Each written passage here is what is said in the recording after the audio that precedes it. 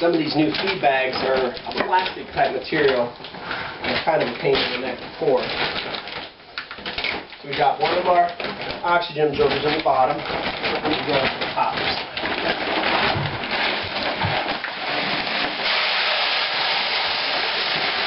And he's going to kind of shake the bucket back and forth, lift the mylar up and down a little bit.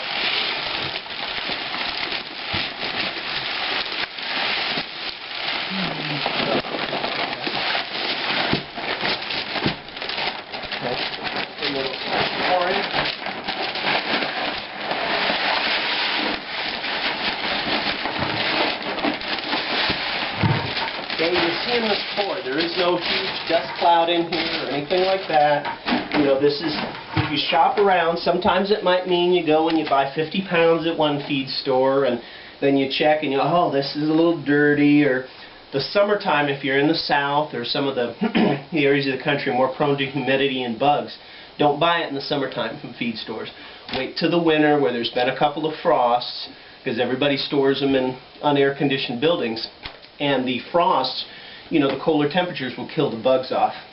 We bought it during the summertime before, and it's been buggy down here in the south. And when it is, it's usually not very pretty. Okay, so this one we're going to pack like we would if we're going to put the lid on the bucket. And hopefully that's a lid that will fit this bucket, so we can get that whole part squared away. Again, running my finger across, approximating the edges, starting at one end. About out of cord there. Okay.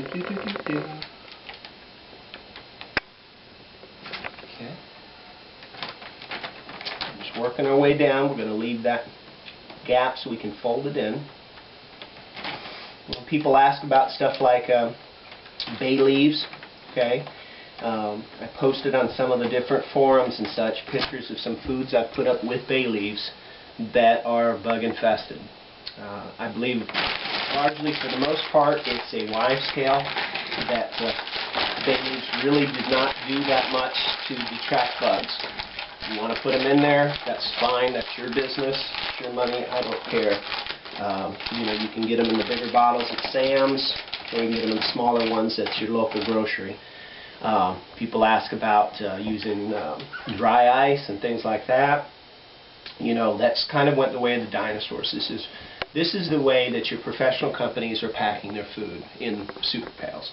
This is no different whatsoever than how Walton Feed or any of these, you know, they might be a little bit more automated with it. They might have a little bit better, you know, maybe a $500 or $600 heat sealing gun or something like that. But guess what? It's the same exact procedure. Okay, so we pack this like it's going in, staying in this bucket.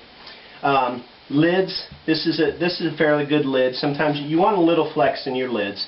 If you have to buy your lids or buy your buckets, watch at Lowe's and Home Depot and even Walmart.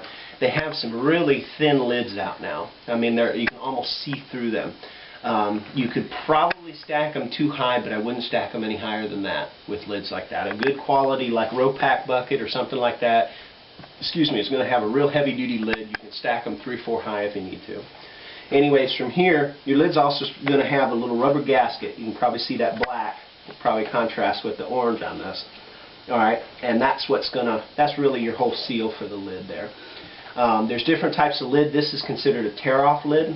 This is where basically people come in, they'll cut that, and you can actually rip this whole section off at the bottom, and it makes the lid easier to take off. This also has, if this part wasn't on here and this was just solid all the way around, you also have it where people will typically just snip that, snip this, snip that one, and then you can lift it off. What I would recommend is you spend the $5 or $6 from Emergency Essentials or one of these places and get the metal lid lifters.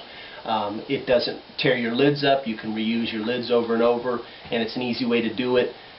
Females, smaller men, children and such won't have a problem getting the lids on and off then, or rather off anyway. So you're going to push your lid down good, and then what you're going to take is you're going to take a rubber mallet. You can use a hammer if you need to, but it will mar it up a little bit. And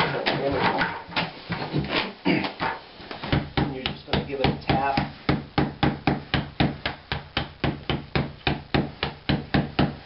All the way around there. Now, if you're of that persuasion, you can weigh it and put 55 and 1/2 ounce, pounds, whatever of food. You know, you'll get to realize after a while a certain amount of food goes in a certain size bucket, you know, a certain of rice, a certain amount goes in, that sort of thing. You probably want to weigh them or at least approximate them for your records and such. Let's see, we've got dry ice, bay leaves, oxygen absorbers, what to look for, buckets, barrels. Paint can. Paint can? Yeah, that's something's been brought up one time on one of the forums about putting stuff like that in paint cans. I think that would be a good way to hide food, especially if you dab a little paint on the outside. You know how they always get the drips, and then hide it amongst other paint cans. You know, typically, I don't have any cans in here. A you know, good Mylar can, number 10 canner. Some of the smaller ones you can get for maybe $1,500, $2,000. If you're going to do a lot of canning, you know, that's a good way to go as well. Stick with this process. Stick with your whole grains, things like your whole wheat, like this, rice, beans. You know, most of your staple items will lend themselves really good to storage in this fashion. You can even put up dry milk this way in bulk. The problem with some of the processed stuff, as far as storage, is it's more apt to get bugs, and some of the stuff that's more powdered, like milk and cheese powder and tomato powder and things like that, tends to be more hygroscopic. In other words, it's literally almost going to suck water out of the air, moisture out of the air. So what you want to do is you pick a time of the year. If you're in a real high humidity country like we are like they are down in the south and things like that, you're going to do it during a time of year where the humidity might be lower, or in an environment if you have a root cellar or something like that, or in an air-conditioned house where you can control the humidity a little bit. What else? This is Veta-Paw Production. We'll put a link on the end for a couple of sources for the Mylars and the oxygen absorbers and things like that. Some of the stuff that you can't or should probably avoid really putting up yourself is a lot of the powdered products. That's been where most of my losses in food storage over the last 20 years have been, is things like trying to put up my own milk, trying to put up my own you know, cheese powder and things like that. Really, to save your money, you're best buying that stuff already pre-packed in number 10 cans. But that's just my experience with that. Anywho, we've had fun and we got a lot of work to do, so we're signing off for Paw Productions. Have a nice paw.